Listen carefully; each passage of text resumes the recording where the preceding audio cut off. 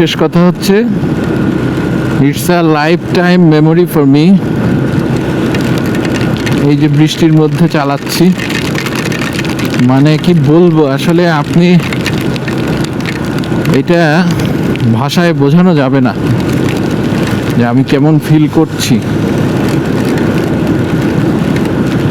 কারণ দুই পাশে খোলা বিল, আর মাঝখানে রাস্তায় আমি যাচ্ছি, বৃষ্টি এসে পড়তেছে।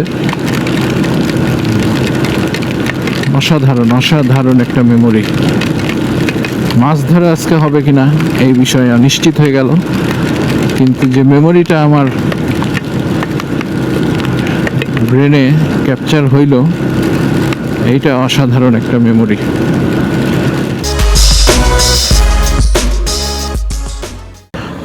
হ্যালো, আসসালামু আলাইকুম, সবাই কেমন আছেন? আমি মোহাম্মদ আবু আল নাইম। আজকে যাওয়ার ইচ্ছা যে একটা নদী অনেক দিন আগে দেখে রাখছি, ওই নদীতে একটু ছোট মাছ মারবো। তবে আমার যে বড়শিটা ছিল ওটা ভেঙে গেছে, এখন আজকে নতুন আর একটা বড়শি নিতে হবে।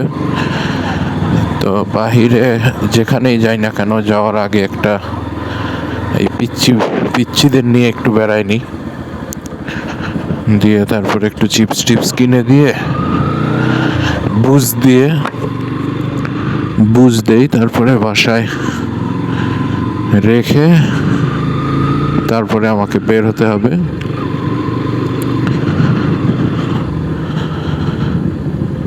ছোটবেলায় আমাদের সময় অবশ্য আমরা এরকম মোটরসাইকেলে বেড়ানোর সুযোগ পাই নাই। তবে বড় ভাই, বাবা বা সিনিয়র যারা ফ্যামিলিতে মেম্বার ছিলেন, তারা আমাদেরকে কিন্তু ফাঁকি দিয়ে অনেক জায়গায় চলে যাইতেন, বুঝতে আর কি যেটা। তো সেইখান থেকে নিজে, যেহেতু আমি ছোটবেলায় কষ্ট পাইতাম, বাবা বা আদার্স যারা আমার ফ্যামিলি মেম্বার যারা আর কি আমাকে ফাঁকি দিয়ে চলে যাইতো, তখন যে কষ্ট পাইতাম, তো সেই ট্রমা থেকে আমি নিজে একটু সচেতন হয়েছি। আমার বাচ্চা কাচ্চাদেরকে আমি যথেষ্ট সময় দেওয়ার চেষ্টা করি। তবে আমার অবশ্য ফ্যামিলি নিয়ে ঘুরতে বেশি ভালো লাগে। আমি ভালো গ্রুপের সাথে এখন পর্যন্ত রাইড করার সুযোগ পাই নাই, এই জন্য একা একাই ঘুরতে হয়। আর এর আগে যেটা একটা ওয়াইআরসির প্রোগ্রামে গিয়েছিলাম, তো ওইটাতে খুব ভালো রাইডারদের সাথে আর কি পরিচিত রাইডার ছিল না, সবাই আননোন ছিল, যে যার মতো টানাটানি করতেছিল। তো ওই জন্য আর কি বেড়ানোর সুযোগটা হয় নাই। বাট একা একা দু একজন বন্ধু পিছে বসায় নিয়ে তো যে রাইডগুলো করছি, বেশ মজা পাইছি অনেক। আমার টোটাল মোটরসাইকেল চালানো টোটালে প্রায়, এর আগে আমার প্রথম বাইক ছিল টিভিএস স্টার স্পোর্ট। ওই বাইকটাতে মোটামুটি 1,18,000 কিলোমিটার চালাইছি। আর তারপরে এফজেডএস ভার্সন 3 নিয়েছিলাম। এফজেডএস ভার্সন 3 আমি প্রায় 42-43 হাজার কিলোর মতো চালাইছি। আর এটা নতুন এফজেডএক্স 2026 সালের জুলাই মাসের 29 তারিখে নিয়েছি। এটাতে মোটামুটি 1100 কিলোমিটার রানিং চলছে। তো আল্লাহর রহমতে এই দীর্ঘ অভিজ্ঞতা বলবো না, সংক্ষিপ্ত অভিজ্ঞতা আর কি, 12-13 বছর হলো মোটরসাইকেল চালানোর যে অভিজ্ঞতা, তাতে কি জানি বলতেছিলাম, খেয়ে হারাই ফেলছি। যাই হোক, তো এফজেডএক্স নিয়েছি। অনেকে অনেক কথা বলছে যে ভার্সন 3 থেকে এফজেডএক্সে আসা কেন, একই ইঞ্জিন, একই ফিলিংস, এসে আসলে আমার এফজেডএক্স এর প্রতি একটা দুর্বলতা ছিল অনেক আগে। যখন আমি রাজশাহীতে লেখাপড়া করি, তখন একটা মানে অনলাইনে ইন্টারনেট, তখন তো 2G ইন্টারনেট, এই ইন্টারনেটে দেখলাম যে এফজেডএক্স এর একটা ছবি ওই সময় ইন্ডিয়াতে, যে এইরকম একটা বাইক আসতেছে আপকামিং। তো সেই সময় থেকে আর কি একটা ফ্যাসিনেশন ছিল এফজেডএক্স এর প্রতি। তো সেই ফ্যাসিনেশন থেকে আমার অবশ্য একটু ব্যাড লাক না গুড লাক জানি না, যাই হোক এফজেড ভার্সন 3 যখন আমি নেই তার কয়েকদিন পরেই বাংলাদেশে এফজেড এক্স লঞ্চ করে। তো এইটা আমার জন্য খুব দুঃখজনক ছিল ওই সময়, যে আর কয়েকটা দিন অপেক্ষা করলে আমি এফজেড এক্সটা নিতে পারতাম। এফজেডএস ভার্সন 3 খুবই ভালো, কমফোর্টেবল, বাট লং রাইডের জন্য না। এফজেডএস ভার্সন 3টা হচ্ছে আপনি সিটি রাইডের জন্য, খুব কমফোর্টেবলি আপনি সিটি রাইড করতে পারবেন। আমার এই কথাটা শুনে অনেকে হয়তো বলবে ভাই কমফোর্ট কিং নিয়ে কী বলেন। জি, আমি চালাইছি দীর্ঘ 5 বছর, আমার 4 বছর কয়েক মাস। তো আমার সেই এক্সপিরিয়েন্স থেকে আমি বলতেছি আর কি, যে আমার এফজেড, ক্যামেরাটা সোজা আছে কিনা, যাই হোক, তো আমার এফজেডএস ভার্সন 3 নিয়ে আমি দূরে দূরে গিয়েছি, but at the end of the journey শরীরের এই মানে কষ্ট যেটা সেটা থাকে, মাজার নিচের দিকে একটু ব্যথা অনুভব হয়, যেহেতু একটু স্পোর্টিভাবে বসতে হয়, মানে বসার সিটিং পজিশনটা একটু স্পোর্টিং, এই জন্য মেরুদণ্ডে একটা কিনকিন ব্যথা অনুভব হয় আর ক্লান্তি আসে শরীরে, মানে লং রাইডে গেলেই ক্লান্তি আসে শরীরে। বাট এফজেডের ভার্সন 3 এফজেড এক্স নিয়ে আমি যে লাস্ট রাজশাহীতে গিয়েছিলাম, টানা একদম যাওয়া আসা 100 কিলোর মতো, তো আমার কোনো বিরক্তি লাগে নাই, বরঞ্চ আমি বাসায় আসার পর আমার ফিলই হচ্ছে না যে আমি বাইক রাইড করছি, এত লং জার্নি করছি। 100 কিলোমিটারও কিন্তু কম জার্নি না যাওয়া আসা। 100 কিলোমিটার জার্নি করার পরে যদি স্পোর্টস বাইকে আপনি বসেন, তখন কিন্তু আপনার ফিলিংস যেটা সেটা কিন্তু একটু আনকমফোর্টেবল শুরু হবে। হয়তো অতটা কষ্ট লাগবে না, বাট আনকমফোর্টেবল শুরু হবে। যাই হোক, আজকে আমি অনেক আজাইরা কথা বলতেছি। মেইন যে বিষয়টা সেটা হচ্ছে মাছ শিকার। আমার কোনো অভিজ্ঞতাই নেই মাছ শিকার। আমি ছোটোবেলায় সোলার ছিপ দিয়ে পুঁটি মাছ, তারপরে বাঁশের যে কঞ্চি বলে, কঞ্চিগুলো দিয়ে এই বড় আমার বড় ভাইয়ের একটা ফিশিং রড আমাকে দিয়েছিল, কোরিয়ান কোনো একটা কোম্পানির হবে হয়তো। তো সেইটা দিয়ে একটু ট্রাই করছি, বাট ওইটাও ভেঙে গেছে মাথা। ওই বাচ্চা কাচ্চা মাছ ধরতেছে, নাইস। এই যে এরকম একটা ছিপ আমার দরকার, যেটাকে আমি ভাঁজ করে ক্যারি করতে পারবো। তো যেহেতু বাঁশের কঞ্চি যে 50-60 টাকা করে পাওয়া যায়, ওই হাত ছিপগুলা আসলে মোটরসাইকেলে ক্যারি করা যায় না। এই কারণে আমি চিন্তা করছি যে একটা ফোল্ডেবল পুঁটি মাছ মারা হাত ছিপ কিনবো, এবং এরপরে ওই ছিপটা নিয়ে আজকে একটু টেস্টে যাব। আজকে হয়তো সিরিয়াসলি মাছ যাওয়া হবে না, বাট একটু টেস্টে যাব। টেস্ট করে, আর আমার যে বড় ফিশিং রডটা আছে ওইটা আমার ভাইয়ের যেটা আর কি, ওইটা মেরামত করতে হবে। ওইটার মাথা ভেঙে গেছে, তো ওইটার আবার সমস্যা হচ্ছে ওই ছিপটা একটু ছোটো সাইজ, ওইটার যেটা মাথা ওইটা একেবারেই চিকন একটা মাথা লাগবে। তো চিকন মাথা পরে আমাদের ডিয়ার আঙ্কেল নাটোরের, উনি খুব এক্সপার্ট এই ব্যাপারে, ওনার দোকান আছে। উনি বললেন যে আলফা ছিপের মাথা লাগবে। এখন এই আলফা ছিপের মাথা তো আর আমি কোথাও পাচ্ছি না। তো যেহেতু পাচ্ছি না, পরে আঙ্কেল আমাকে আশ্বাস দিয়েছেন এনে দেবেন, কিন্তু এখন পর্যন্ত আঙ্কেল ব্যস্ত থাকায় আমার ছিপ আর আমার যে ফিশিং রডটা যেটা আর কি, মানে ফিশিং রডকে ছিপ বলে অপমান করাটা ঠিক হবে না। ওইটা যেহেতু ফিশিং রড, ওইটাকে আমি মেরামত করতে পারিনি। তো যাই হোক, আজকে আপাতত পুঁটি মাছ মারা যে এডিবি গেল, হোয়াট এডিবি, এটা আমি কনফার্ম এডিবি। ভাই কোথায় থেকে আসলো এডিভি নাটোরে? ভাইয়ের সাথে একটু কথা বলি। আমি আসলে এডিভির ছবি আমার ফ্যামিলিকে দেখাইছি, সবাই আমাকে বকা দিছে।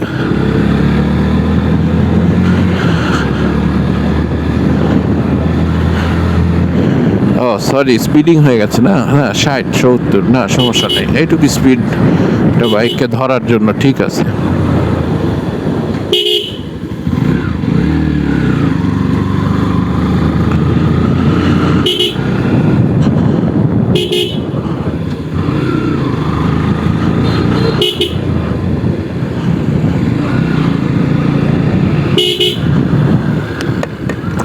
ভাই 1 মিনিট কথা বলা যাবে?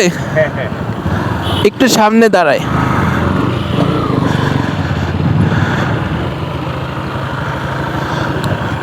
ভাইয়ের বাসা কি নাটোরেই? হ্যাঁ, এডিভি আমি তো দেখি নাই আপনাকে, কোন জায়গায় বাসা? আমার রাজশাহীতে থাকি। রাজশাহীতে থাকেন? এখানে বাসা ভিতরে নাকি? না, এখানে আমার ওই যে গিন্নি চাকরি করে। আচ্ছা আচ্ছা আমার বাসা হলো নাটোর সিংড়া কলোনি। আচ্ছা আচ্ছা তো নাটোরে ছিলাম 10-12 বছর, পরে বাচ্চা চান্স পাইছে রাজশাহীতে আচ্ছা। সরকারি স্কুলে, তো ওই জন্য চলে গেছি। না, আমার তবে এখানে এডিভিটা আমার খুব পছন্দের বাইক। আচ্ছা আচ্ছা। তো এমনি চালাচ্ছেন কতদিন হলো? আমার চালানো প্রায় 22,000-এর মতো।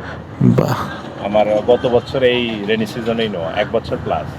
1 বছরে 22,000 চালাই ফেলছেন? হ্যাঁ, আমার এই যে ড্রাইভ হয় যে আচ্ছা আচ্ছা 4 দিন আসি, আচ্ছা আচ্ছা। প্রায় 200 প্লাস আপ ডাউন হয়।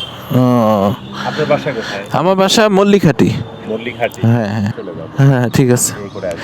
কথা হবে নি। কথা হবে। হ্যাঁ হ্যাঁ, কথা হবে নি। কোথায় পাইলেন বিল বলো? এইটা আমি ওই সময় নিছি, আমার খুব এটা মানে ফ্যাসিনেশন, বাংলাদেশে প্রথম আসছে যখন তখনই আমি এটা নিছি। এই হেলমেট শান্ত ভাই খুব ইউজ করে, তো তো আমি আবার বলি শান্ত ভাই তো এখন অ্যাক্সেসরিজও সেল টেল করে। আচ্ছা।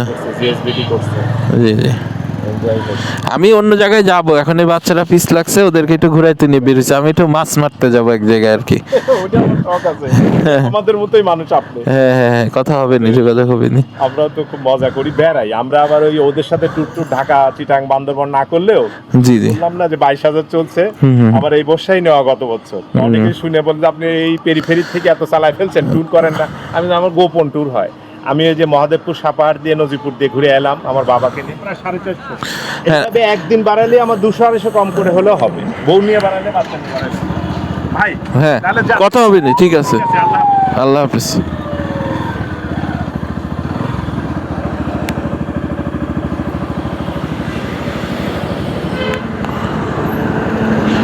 আল্লাহ হাফিজ। আল্লাহ হাফিজ।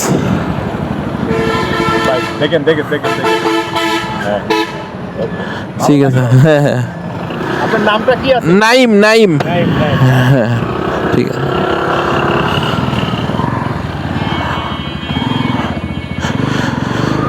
হ্যাঁ, আসলে বাইক একটা মানে পুরুষদের বন্ধুত্বের কিছু ম্যাটেরিয়ালস আছে, যেমন আমি আপনাদেরকে বলি, একটা হচ্ছে যে পুরুষদের ম্যাটেরিয়ালসের মধ্যে একটা ম্যাটেরিয়ালস হচ্ছে সিগারেট। এইটা এখন মাইন্ড করার কিছু নাই, মানে এটা যারা সিগারেট খায় আর কি, তাদের মধ্যে কিন্তু একটা অসম্ভব বন্ধুত্ব তৈরি হয়ে যায়। যদি আননোনও হয়, হঠাৎ বাসে ট্রেনে দেখা, বাট দুজন একসাথে একটা সিগারেট খাইছে, বন্ধুত্ব। ঠিক একইভাবে বাইকটাও তাই, এটাও পুরুষদের একটা নেশা, মাছ মারা এটা পুরুষদের একটা নেশা। তো এই জায়গাগুলোতে পুরুষরা হয় কি, আপনার একজন যখন নিজের মতো আরেকজনকে খুঁজে পায়, তখন স্বাভাবিকভাবেই তাদের একটা বন্ধুত্ব তৈরি হয়। যাই হোক, আমি নাটোরে এডিভি এর আগে দেখি নাই, এই প্রথম দেখলাম ভাই। আসলে আমি দেখি নাই, এটা আমার দোষ, আমি হয়তো আরও আছে এডিভি আমি জানি না, কিন্তু বাট আমি প্রচুর ঘুরি নাটোরের মধ্যে, বাইরে যেহেতু আমার যাওয়া হয় না, ফ্যামিলি গাই, তো সেই হিসেবে আমাকে নাটোরে অনেক প্রচুর আমি ঘুরি বেড়াই। তো আসলে মেন উদ্দেশ্যটা হয় কি, বাইক নিয়ে বের হতে ভালো লাগে। এই যে আবহাওয়া, আজকে যে আবহাওয়াটা মারাত্মক লেভেলের সুন্দর, হালকা মেঘ, হালকা ছায়া, বাতাস, ঠান্ডা একটা আবহাওয়া, কালকে প্রচুর বৃষ্টি হয়েছে, তো সব কিছু মিলায় আসলে বের হতে ভালো লাগে। তো ভাইয়ার সাথে দেখা হলো, ভাইয়া যদি আমার সিনিয়র, বাট ভাইয়াও কিন্তু অনেক ট্যুর করে এডিভি নিয়ে। ভাইয়ের নাম্বার রাখছি, ভাইয়ের সাথে পরে যোগাযোগ করে ভাইয়াদের সাথে হয়তো একসময় ট্যুরে যাব। তো আপনাদেরকে প্রথমে বলছিলাম যে আসলে ভালো গ্রুপ পাই নেই, হয়তো যে দেখতে হবে কথা বলে। মানে বিষয় হচ্ছে কি, গ্রুপের মানুষগুলা যদি নিজেদের মানে নিজেদের মনের মতো না হয়, নিজের মতো না হয়, তখন আসলে হয়তো তারাও তাদের মতো ভালো, কিংবা আমি আমার মতো খারাপ, এরকমই আর কি। মানে আমার সাথে হয়তো আন্ডারস্ট্যান্ডিংটা হচ্ছে না, এরকম যখন হয় তখন আসলে ওই ফিলটা আসে না। যাই হোক, আমার কাচ্চুদেরকে আমি এখন এদিক দিয়ে, এই রাস্তাটা অনেক সুন্দর। ওকে, তো কথা হচ্ছে যে এই রাস্তায় আমার প্রথম এক্সপ্লোর করা, মানে আমি যখন স্টার স্পোর্ট গাড়ি চালাইছি, তখন আসলে ওইভাবে বেড়ানোর সুযোগ ছিল না, ফ্যামিলি এই সেই অমুক তমুক। তো ওই ঘুরতে আপনার দেখা গেছে আশেপাশে পর্যন্তই সর্বোচ্চ, আর এমনি গেছি, রাজশাহী গেছি, এখানে ওখানে গিয়েছি, বাট 100cc গাড়ি ওইটা নিয়ে অত সাহসও পাই না, গাড়িটা যেহেতু ইউজড গাড়ি ছিল, অনেক যেই আর তখন আমার এক্সপিরিয়েন্স হয়তো ছিল না, তখন কেবল শিখছি, চালাচ্ছি, এরকম একটা লেভেল। আস্তে আস্তে মানে পরিপক্ক হয়েছি। এরপরে যখন এফজেডএস ভার্সন চিনেছি, তখন একটা নতুন ফিলিংস আসছে যে ও আমি একটা গাড়ি কিনছি, এবার ঘুরতে হবে। তো দূরে গেছি, যাইনি যে একবারে তা না, দূরেও গেছি, বাট বেশিরভাগ ঘোরাঘুরি নাটোরের ভিতরে হয়েছে আমার। দূরে বলতে বগুড়া গেছি, নওগাঁ মহাদেবপুর পর্যন্ত যায় ঘুরে আসছি, একদম বর্ডারে। রাজশাহী তো হরহামেশাই গিয়েছি, তারপরে ঢাকায় গেছি, সিরাজগঞ্জ গেছি, অনেক জায়গাতেই গেছি, যাইনি এমন না। তবে একদম যারা ট্যুর গাইড যারা আর কি, মানে সবসময় ট্যুরের উপরে থাকে এমন ছিলাম না। বাট আমি ট্যুর করি, শর্ট ট্যুর। আমার এই এলাকায় আমি গোটা নাটোর চিনে ফেলছি এই এফজেডএস ভার্সন 3 কেনার পরে। এমন এমন জায়গা দিয়ে আমি বেড়াইছি, মানে মাথা নষ্ট হয়ে যাবে, এত সুন্দর। আমি ওইসব জায়গায় যখন বেড়াইছি না, আমার মনে হয়েছে যে মানুষ টাকা খরচ করে কেন দূরে যায়, নিজের এলাকাতেই তো অনেক সুন্দর সুন্দর জায়গা থাকে। যদিও সেই দূরের জায়গাগুলোরও একটা সৌন্দর্য থাকে, বাট আমি বলতে চাচ্ছি যে মানে যাদের বাজেট কম বা যাদের টাকায় একটু সমস্যা, তারা আফসোস না করে আপনি এলাকায় বের হন, দেখেন যে আপনার বেশ মজা পাবেন। আপনি এলাকার মধ্যে অনেক সুন্দর সুন্দর জায়গা পাবেন। বিষয়টা হচ্ছে কি, আপনার কি গাড়ি আছে এটা ম্যাটার করে না, আপনার গাড়িটা নতুন না পুরাতন এটা ম্যাটার করে না, আপনার মানে কোথায় থাকেন আপনি এটা ম্যাটার করে না। ম্যাটার করে হচ্ছে আপনার দেখার দৃষ্টিভঙ্গি আর আপনার মানে ইচ্ছা শক্তিটা, যে আপনি বের হবেন কিনা, এইটা হচ্ছে ম্যাটার করে।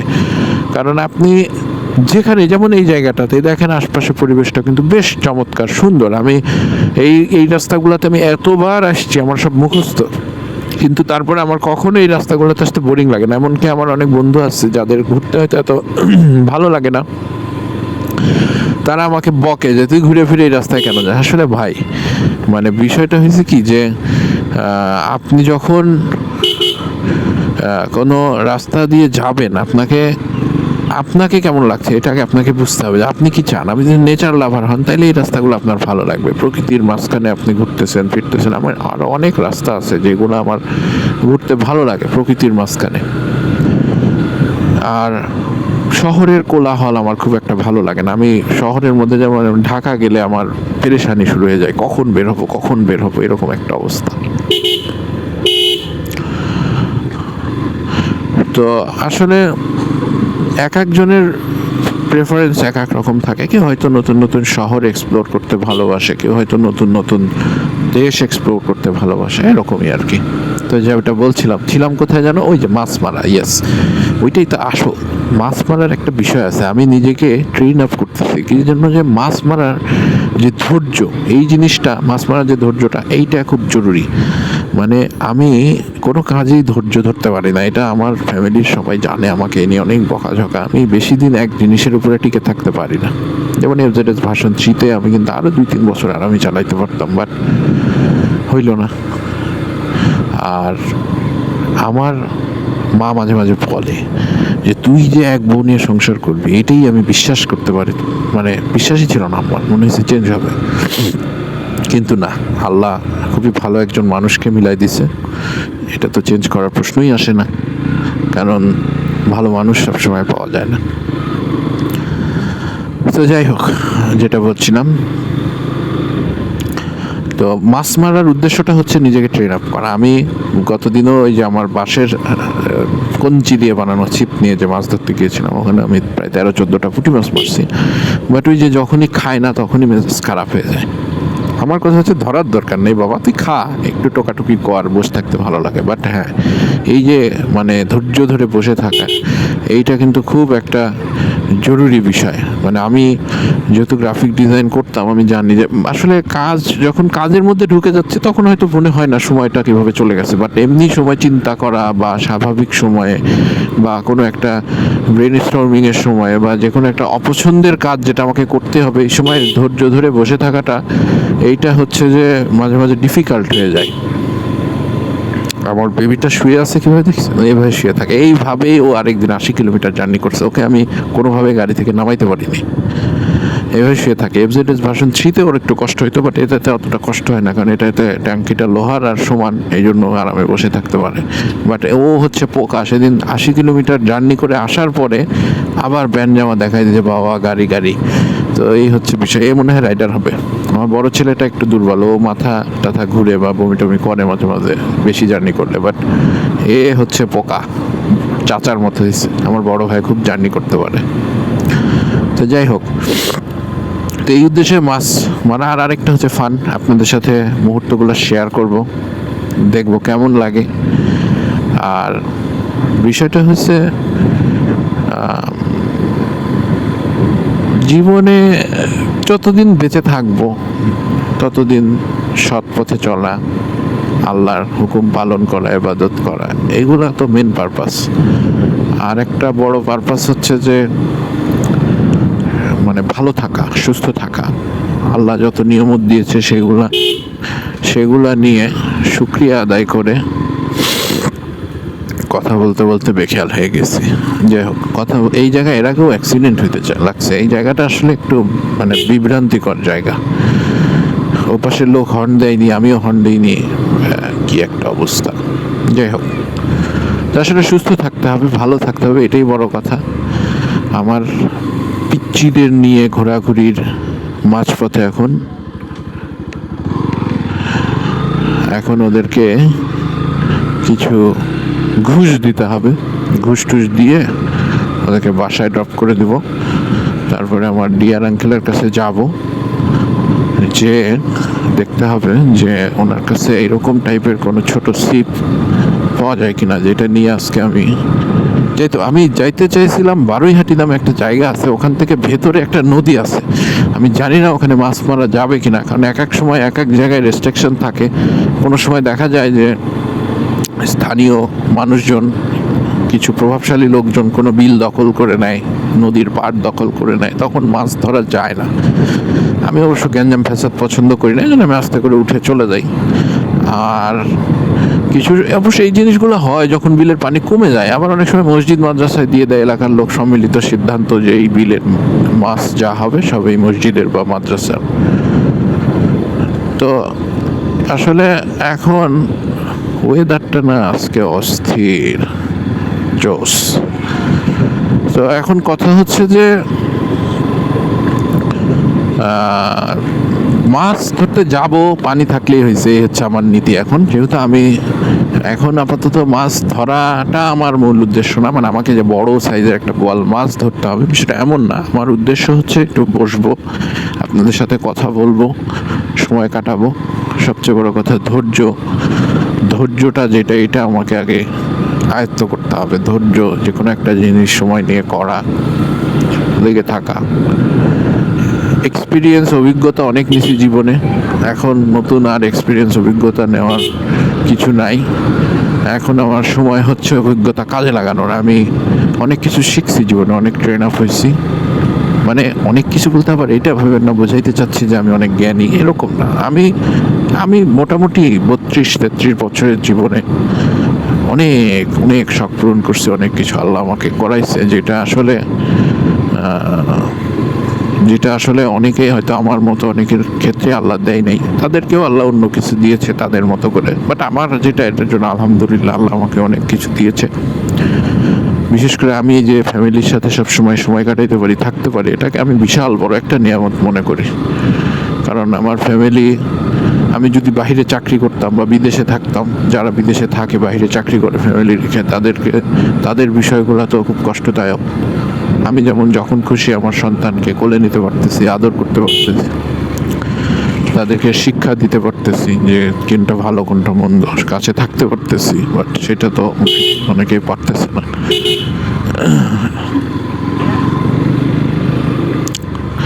আজকে প্রথম বের হয়েছি তো অ্যাকশন ক্যামেরা লাগায়, এই জন্য একটু এলোমেলো হচ্ছে চালানো ভিডিওটা। মানে আজকেই প্রথম। অ্যাকশন 5 এর আগেও কিনছি, বাট হেলমেটে মাউন্ট করে চালানো হয় নাই। তখন অবশ্য আমরা পার্টনারশিপে ব্যবসা করছিলাম। পার্টনারশিপে ব্যবসা করতে যে আমাদের ব্যবসা লাঠি উঠে গেছে, তো এই জন্য এবার চিন্তা করছি যে নাও পার্টনার, অনলি মি।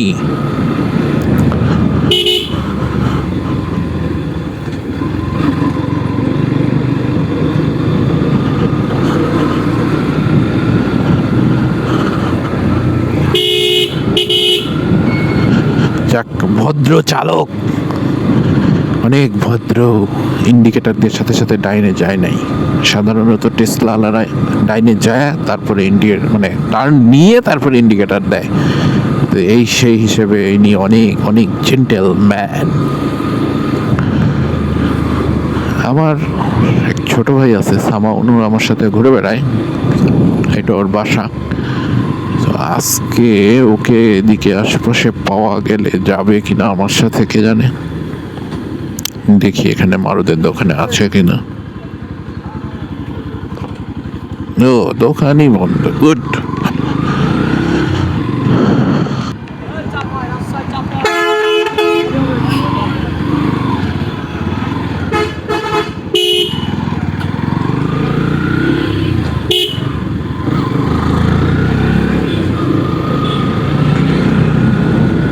ওকে, রাস্তা পার হয়ে গেছে। আমি আসলে আমার একটা নীতি আছে, বাইক চালানোর সময় আমি আগে থেকে আমাকে অনেক অভিযোগ করে, ভাই তোমাকে ডাক দিলাম, ভাই আপনাকে সালাম দিলাম। ভাই বাইক চালানোর সময় যদি আমি আপনার ডাক শুনতে যাই আর আপনার সালামের উত্তর দিতে যাই, তাহলে তো আমি উপরে চলে যাবো ভাই। আই এম সরি, কিছু করার নেই। আমি এই নীতিতে বিশ্বাস করি। আমাকে ডাকলেও আমি যদি হালকা একটু মনেও হয় যে কেউ আমাকে ডাকছে এরকম মনে হচ্ছে, তারপরেও আমি চলে যাই ঘুরে, আমি তাকাই না। কারণ আমি ওইটা দেখতে গেলেই তো বিপদ, আমার তো আসলে ওটা দেখার কোনো সুযোগ নেই। আমাকে তো আমার পথে থাকতে হবে, আমার ট্র্যাকে থাকতে হবে। তো যাই হোক,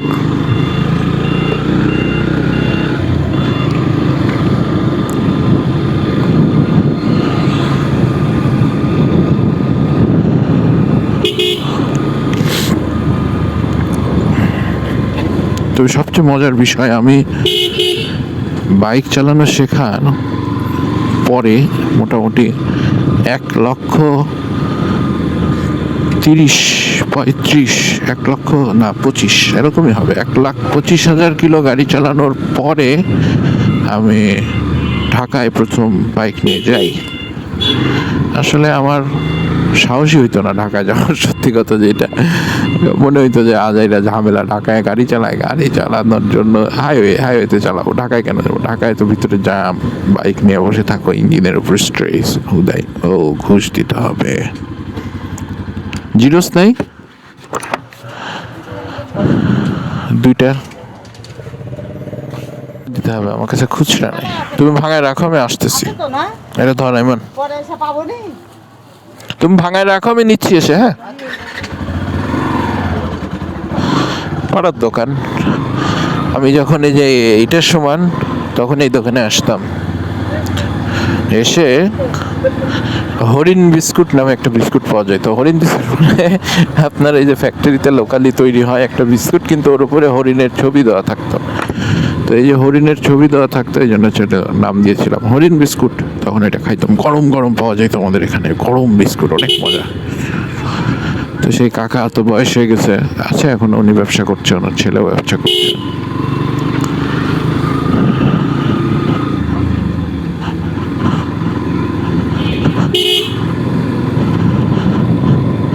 এখন বিষয় হচ্ছে, আমার এই 2 পুত্রের মন ভরেছে কিনা বেড়ায়, এইটা হচ্ছে বিষয়। যদিও অনেকখানি ঘুরাইছি, তারপরেও সেখানে ওডোমিটার উঠে আছে। আমার তো টাইম দেখতে হবে, 11টা। এতক্ষণে দোকান খুলে যাওয়ার কথা। দেখি, এখন যাবো ডিয়ার আঙ্কেলের দোকানে। আমি যাই না আজকে খোলা আছে কিনা, অন্যবার ফোন দিয়ে যাই, এবার ফোন দেই নেই, ডিরেক্ট যাও।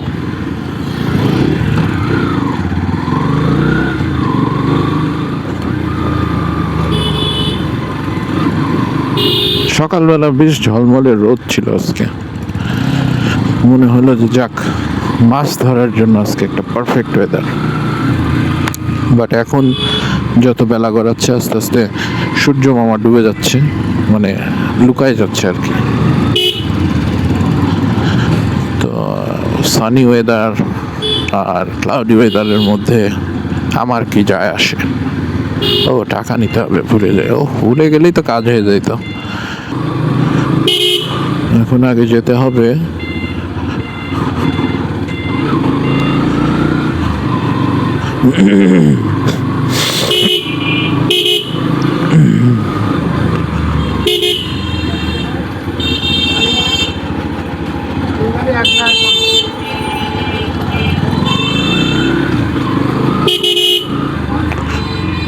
Tesla Tesla Tesla.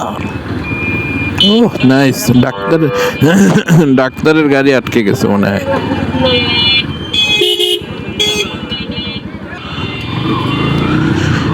আমি চালানো ভুলে যাচ্ছি মনে হচ্ছে। আসলে নিয়ম না মানা রাস্তায় গাড়ি চালাইলে নিজের নিয়ম মেনে চালানোটা খুব কঠিন। কারণ আমি নিয়ম মানতে যাই, দেখা যাচ্ছে আমার সামনে নিয়ম মানতেছে না, তখন আমি কিভাবে কি করব?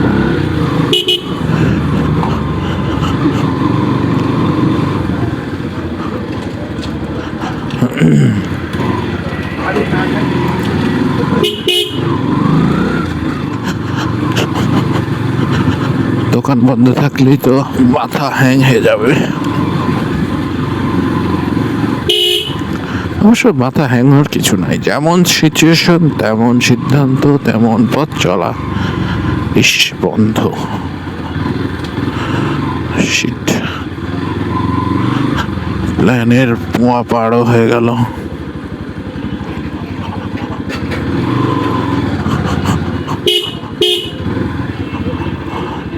ফোন দিব, কখন খুলবে আঙ্কেল? 11:15 বাজে, আজকে কি আর খুলবে?